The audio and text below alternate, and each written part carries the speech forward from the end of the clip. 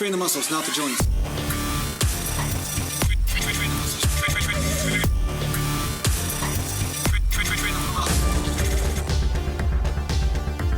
Welcome back to Natural Land Bodybuilding. Mountain.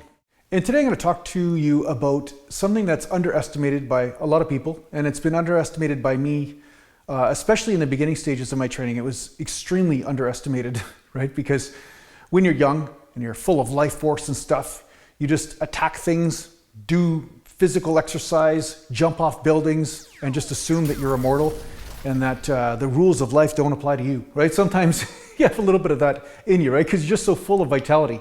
But one thing I underestimated was the role that diet and nutrition played in the whole game of bodybuilding or sports. And one of the things that is happening to me right now, like lately I've been putting on a little bit of muscular size because I've went back from the fat and protein, like the majority of my diet being fat and protein, and now I went back to protein and carbs and a lower fat intake. Now, I'm not saying one or the other is supposed to be the right thing for you. I'm going to say that this is what's happening with me. I'm not saying that you have to pick one or the other because there's lots of arguments for both ways of eating.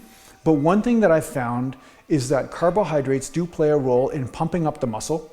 They play a massive role in energy production, and they play a big role in how, let's just say, full your muscles look. And when you have a lot of fat in your system, especially me anyway, let's talk about me. When I have a lot of fat in my system, I notice that blood flow bogs down a little bit. And if I don't touch carbs, then it's not as bad. But if I have a meal or two of starches and then there's fats in my system, then I find that the blood flow slows down a bit, and so does my recovery.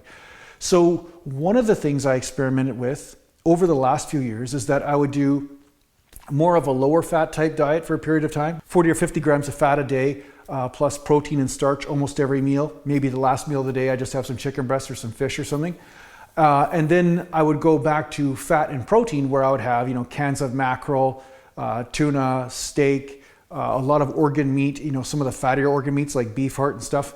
And basically I would see how I'd feel. And I felt pretty good on that diet to a certain point. But I noticed that my muscles weren't getting pumpy and lumpy as much as when I ate starch and lowered the fat down in my diet. Now, the other thing I noticed is that I had digestive system issues as far as I felt like my appetite was gone when I was eating the fats and protein, and I noticed that my system felt bogged down a little bit. So sometimes it's not about whether the diet is right or not. Sometimes it's a matter of whether the diet is right for you in that exact moment. Or sometimes you've done something enough and now it's time to switch to something else. So what I did was I started to go back to oatmeal and protein powder and egg whites, and started to go back to eating, rice and chicken or rice and tuna, or even lower fat, high protein pasta with chicken breast.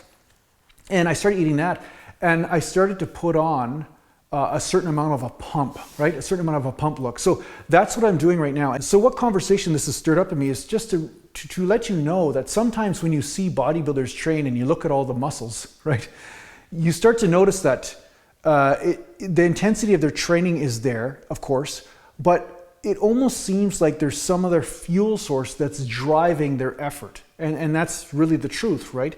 When you're eating a certain way, it's almost like the diet does a lot of the muscular adaptation for you. It's like your body becomes primed to adapt. And then when you give it something to adapt to, it's a marriage made in heaven. So it's good for you to continue to experiment with what you feel works for you, and try to find the truth and the subtleties of adjusting your starches and your fats and your proteins and your vegetables, and to see where the truth is in that. And don't get too married or dogmatic to one way or the other. Just find out what works, what makes you feel more pumped, what helps your performance, what also helps you have more energy when you're in the gym.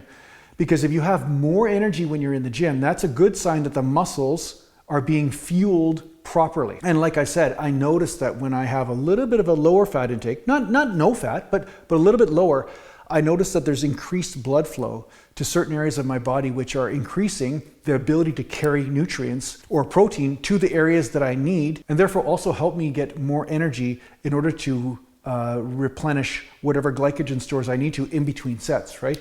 So I'm having more energy. So if I'm having more energy to do more volume or to train more intensely, one could argue that that is performance or muscular performance. And if the muscle is performing better, there's a better chance of it adapting and growing because it's able to lift more volume or lift more weight. So yeah, don't underestimate that. So sometimes I know we're in the world of trends of, you know, this type of diet, this diet, you know, all these different types of fad diets and stuff. I'm gonna say that carbohydrates do play a role in putting on muscle. And don't be so quick to discard them altogether, because I find that a lot of people will look at whether something is bad or not, but it's more about the amount, right? Like fat's not bad either. Fat is essential, of course, right? There's essential fats. Protein is essential as well. And carbs are essential to a certain point. Not typically in the medical system, but they're essential when it comes down to performance. Because I noticed when I was playing hockey, and hockey is a very anaerobic sport in a way. I mean, you're out there skating for only 30 seconds to 45 seconds for a shift. Then you rest for about a minute, minute and a half, and then you skate really intensely for 45 seconds. And you do this throughout the game. And I noticed when I had a higher amount of carbohydrates, less fat in my diet, I performed about 20% better. Whereas if I had more fat and protein for my energy, I started to step on my tongue and my heart rate was up by 20 beats a minute after 3 or 4 shifts in the game, because I just didn't have the glycogen reserves in order to push the muscles to perform. So there is some truth to containing carbohydrates in your diet. I'm not here to say how much, but I'm just saying don't discard carbohydrates altogether just because you might retain some water someday or not or whatever, because there is something to be said for that muscle fullness, and carbohydrates do play a role in that. So I hope this helps you out in your training. I hope this helps you out a little bit with your diet, or maybe just piques your interest in looking at how your body responds. And I understand everybody's a little bit different, but at the same time, don't panic so much just because you get a little bit of water retention from carbohydrates. That doesn't necessarily mean that you're getting fatter immediately or something like that. Thanks a lot for watching. I hope this helps you in your training. If you need to get hold of me, just go to naturalgalantbodybuilding.com, and thanks to the patron supporters, and take care for now. Motor.